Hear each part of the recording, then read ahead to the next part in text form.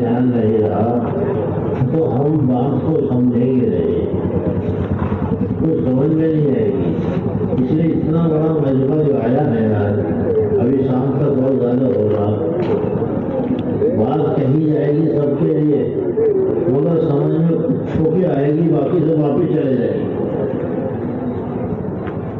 یہ سوچنے کی بات ہے کہ ہم آئے تھے گھر سے ایک بات سننے کے لیے تاکہ اس کو سوچ کر عمل کریں گے، مگر سب ساتھی گھر واپس چلے جائیں. اس کی وجہ یہی ہے کہ ایک رواج ہو گیا سننے کا کہ بھائی آؤ کہ بہت بڑا مجمع دیکھیں گے اور بات سن کے چلے آئیے. سننے والا واپس نہیں جائے، جس کے سمجھ میں آ جائے وہ واپس کیوں جائے؟ جس سے سمجھ میں آ جائے وہ واپس کیوں جائے؟